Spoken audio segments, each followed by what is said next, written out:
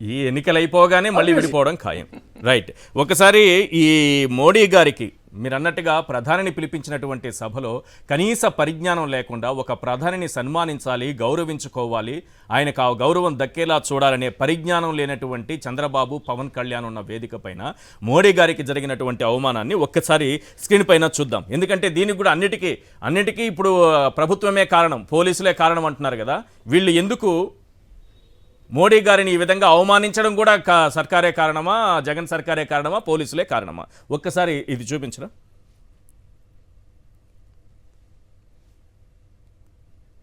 స్వాగత నమస్కారాలు తెలియజేసుకుంటూ మొదటగా జాతీయ తెలుగుదేశం అధ్యక్షులు శ్రీ నారా చంద్రబాబు నాయుడు గారిని, గౌరవ ప్రధానమంత్రి శ్రీ నరేంద్ర మోడీ గారిని సత్కరించవలసిందిగా.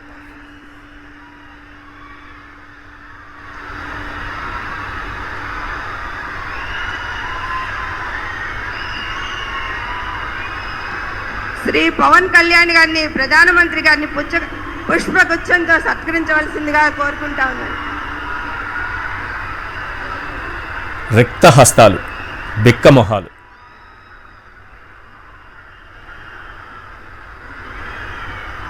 రాష్ట్ర భారతీయ జనతా పార్టీ అధ్యక్షులు శ్రీమతి దగ్గుపాటి పురంధరేశ్వర గారిని గౌరవ ప్రధానమంత్రి గారికి, మోడీ గారికి జ్ఞాపికను అందిస్తారు.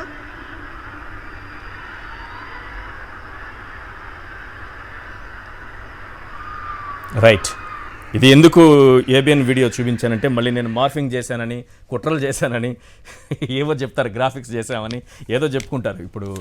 రైట్. ఒకసారి మీరు చెప్పండి మేడం, ఏంటి ప్రధాని గారికి నేను మనం విషయంలోకి వెళ్లే ముందు ప్రధాని వస్తున్నారు, ఒక ప్రధానిని గౌరవించుకోవాలి, సత్కరించుకోవాలి, వారికి ఆ గౌరవం ఇవ్వాల్సినటువంటి బాధ్యత మన పైన ఉంటుందా లేదా? ఇలా ఖాళీ చేతులతో వచ్చేసి బుర్రలో పురుగులు వేసుకొని కూర్చొని ఎంతసేపు జగన్ తిడతారా లేదా, జగన్ తిడతారా లేదా, తిడితే ఎలా ఉంటుంది, తిడితే ఏం తిడతారు, దాని ఇంపాక్ట్ ఎలా ఉంటుంది అని ఆలోచించుకుంటూ ఈ విధంగా అవమానించడం కరెక్టేనా? దీనికి కూడా ప్రభుత్వమే కారణమా, ఈ ఫెయిల్యూర్కి కూడా?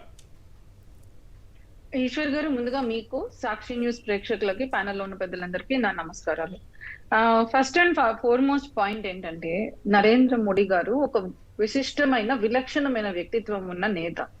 అంటే నేనన్న మాటలు కాదు, ఆయన దగ్గర 19 years లోనే ఆయన కొన్ని సంవత్సరాల పాటు, 10 ఏళ్ల పాటు యోగిగా జీవించారు. దాని తర్వాత ఆర్ఎస్ఎస్ ప్రచారకగా 15 ఏళ్ళు ఆయన జీవించారు. దాని తర్వాత అటు నుంచి 15 ఏళ్ళు బీజేపీలోకి, ఆర్గనైజేషన్ లోకి వచ్చారు.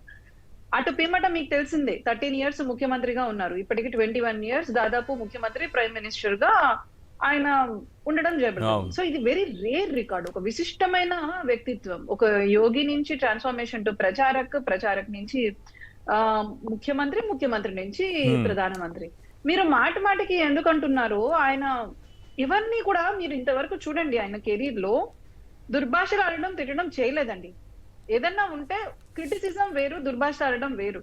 విమర్శించుంటారు తప్ప మోడీ గారు దుర్భాషలు ఆడారని ఎవరు అనలేదు మేడం. వాళ్ళ ఆలోచన ఆ విధంగా ఉండేమన్నా తిడతారేమో. వాళ్ళ ఆలోచన కాదు. మీరు అడిగిన దానికి నేను చెప్తున్నా. మీరు ఏమన్నా ఎందుకు ఇక్కడ కేసీఆర్ గారిని, వారి కుటుంబాన్ని, కవితని ఏ విధంగా టార్గెట్ చేశారో చూసాం. తమిళనాడుకి వెళ్తే స్టాలిన్ ఎలా టార్గెట్ చేశారో చూసాం.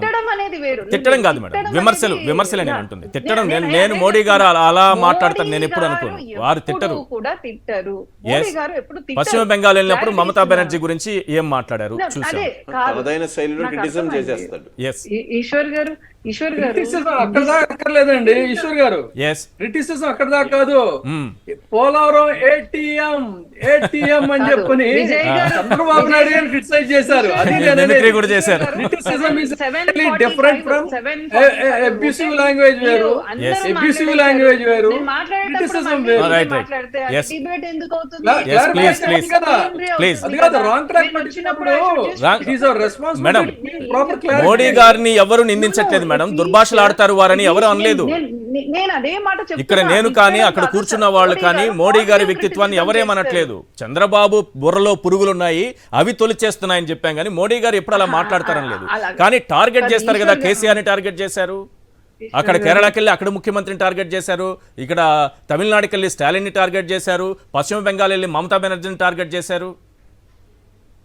అందుకు కదా వాళ్ళు ఊహించుకుంటారు ఆ బుర్రలో పురుగులు వేసుకొని. అలా కాదు ఈశ్వర్ గారు, మీరు అడిగారు, నాకు కనీసం 3 minutes అన్ఇంటరప్టెడ్ టైం ఇవ్వాలి కదా, నేను చెప్తే లోపల మీరు చెప్పేస్తే ఎలా అన్ని మీరు తిట్టడం అనేది మోడీ గారే కాదు, భారతీయ జనతా పార్టీలో ఏ నాయకులు చేయరు. విమర్శలు డిపెండ్స్, విమర్శ అనేది కూడా మీరు చూడండి, ఆయన విమర్శ చేసినా కూడా అది గౌరవప్రదంగానే ఉంటుంది.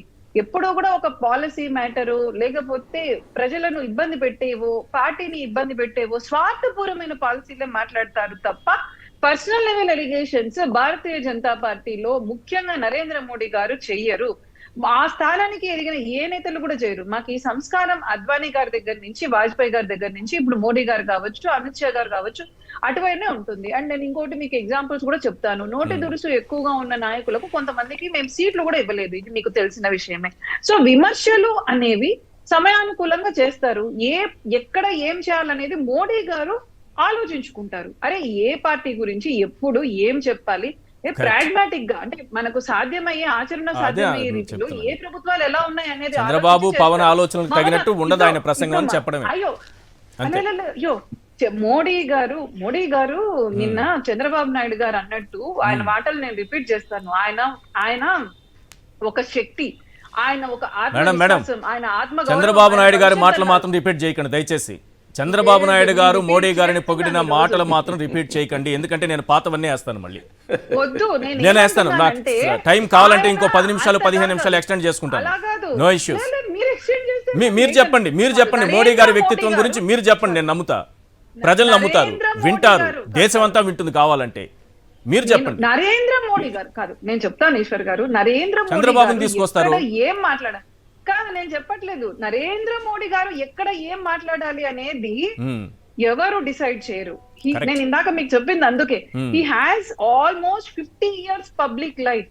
ఆయన జీవితాన్ని దేశానికి అంకితం చేశాడు. ఆయన దేశం అంతా తిరిగాడు, విదేశాలు కూడా తిరిగాడు.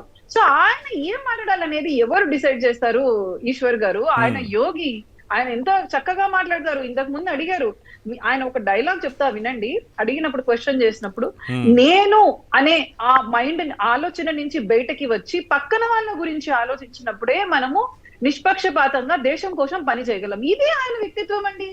ఆయన ఇక్కడ వాళ్ళని ఎట్లా మాట్లాడాలి, ఇక్కడ ఎట్లా మాట్లాడాలి, ఇక్కడ ఎట్లా మాట్లాడాలి అనేది ఎవరు డిసైడ్ చేస్తారు? No one will decide. Modi గారు చంద్రబాబు పవన్ కళ్యాణ్ డిసైడ్ చేయాలని నేను కూడా నమ్ముతాను. కరెక్ట్ మీరు అన్నది. ఇవంతా మనం ఎలక్షన్ టైం కాబట్టి ఇంకా డిబేట్లలో కూర్చొని వాళ్ళు అట్లా ఇల్లట్లా అనుకుంటున్నారు.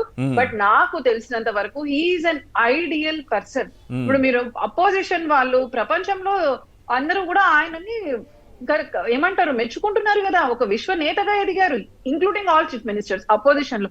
ఆ డిగ్నిటీ, ఆ డెకోరం మెయింటైన్ చేస్తే ఆ విధంగా చంద్రబాబు దూషిస్తే, ఇంత గొప్ప వ్యక్తిని దూషిస్తే, అలాంటి వ్యక్తి దగ్గరకే మళ్ళీ వెళితే ప్రజలు ఎలా విశ్వసిస్తారు మేడం? నేను మాట్లాడతా దీనికి.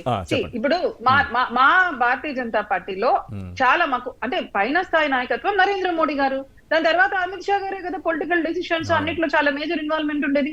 ఆయన ఏం చెప్పారు మొన్న? సేమ్ క్వశ్చన్ అడిగారు. ఐ థింక్ మీరు అందరూ చూసే ఉంటారు కదా. ఏం చెప్పారు? నువ్వు నన్ను చెప్పనివ్వండి, చాలా క్లియర్ గా చెప్పారు. మేము ఎన్డీఏలో మా పొత్తు ధర్మాన్ని మేము నిర్వహించాం. మేము మా పార్ట్నర్స్ అందరినీ చాలా గౌరవంతో ట్రీట్ చేశాము. మేము ఎవరిని వెళ్ళిపోమని చెప్పలేదు, వాళ్ళు వెళ్ళిపోమన్నారు. ఆ దుర్భాషలు ఆడారా? సరే, దుర్భాషలు ఆడినాక వాళ్ళు ఎన్నికలకు వెళ్ళారు. ఎన్నికల రిజల్ట్స్ వచ్చాక మళ్ళీ మాతో కలుస్తామన్నారు, మేము స్వాగతించాం. ఇంత చెప్పినాక నేనేంటి ఒక అధికార ప్రతినిధిగా, he's home minister of India, ఇది చిన్న పిల్లవాడికి చెప్పిన ఆయన మాటలు ఈ రోజు నరేంద్ర మోడీ గారు కూడా చెప్పింది అదే కదా. ఆంధ్రప్రదేశ్ అభివృద్ధి కోసం మీరు ముగ్గురు కలిసారు, ఓకే. ఏంటి ఈ కూటమి ఉపయోగం ఏంటో చెప్పండి. మీరు ముగ్గురు కలిసామంటున్నారు కదా, మేము తిట్టుకున్నాం మేమే, కొట్టుకున్నాం మేమే, ప్రజలు ఒకటి.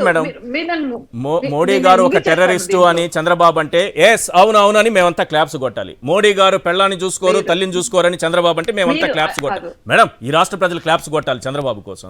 మోడీ గారు ఈ విజన్ ఉన్నటువంటి నాయకుడు అన్నప్పుడు ఇలా క్లాప్స్ కొట్టాలి. మోడీ గారికి సంక్షేమం తెలుసు, డెవలప్మెంట్ తెలుసు అంటే ఇలా క్లాప్స్ కొట్టాలి.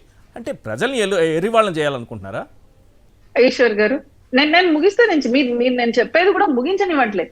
ఏం జరుగుతుందంటే మోడీ గారి వ్యక్తిత్వము మీరు చూడండి, వారు మాట్లాడిన తీరు గానీ ఆయన చెప్పింది అదే. మాకు ఒకటే ఫిలాసఫీ భారతీయ జనతా పార్టీకి, ఏదైనా nation first, party next, self last. ఆయన అందుకే చాలా చక్కగా చెప్పారు, ఇవన్నీ ఈ రాగద్వేషాలకు అతీతంగా ఆయన పైకి దిగారు. ఇప్పుడు భారతీయ జనతా పార్టీకి ఆంధ్ర ప్రజల అభివృద్ధి, ఆంధ్ర ప్రజల పురోగతి ముఖ్యం. So we care more about the development of Andhra Pradesh than the party or than ourselves. అంటే మాకు ఆంధ్రప్రదేశ్ అభివృద్ధి, పురోగతి అన్నింటికన్నా ముఖ్యమని దీని ద్వారా నిరూపితం అవుతుంది కదా. ఇప్పుడు మోడీ గారు మనస్ఫూర్తిగానే ఉన్నారా స్టేజ్ మీద? ఇవన్నీ అమిత్ షా గారు ఇది కాదు కానీ ఒక విషయం చెప్పండి, మోడీ గారు మనస్ఫూర్తిగానే వేదిక పైన కనిపించారా? ఒక్కటి నేను చెప్పగలను, మోడీ గారు ఏ నిర్ణయం చేసినా, ఏ యాక్షన్ చేసినా ఆయన మనస్ఫూర్తిగానే చేస్తారు. ఏది ఆయన హాఫ్ హార్టెడ్ గా చేయరు. కాబట్టి ఆయన ఈ స్టేజ్ కి వచ్చారు. మొన్న చెప్పారు కదా మీరు 2024 కి ప్రిపేర్ అవుతున్నారా అంటే, నేను 2024 కాదు, నేను 2047 వరకు భారతదేశానికి ప్రణాళిక ఆ విజన్ కూడా కాపీ కొట్టి చంద్రబాబు పవర్ పాయింట్ ప్రెజెంటేషన్ ఇచ్చాడుగా. చూడండి, కాదు ఈశ్వర్ గారు, ఈ రోజు ఈయన కనిపెట్టినట్టు ఒక వికసిత్ భారత్ గా మారినప్పుడు ఆంధ్రప్రదేశ్ కూడా దాంట్లో భాగస్వామి కావాలనే ఉద్దేశంతో మోడీ గారు ఈ సంకల్పంతోనే వచ్చారు.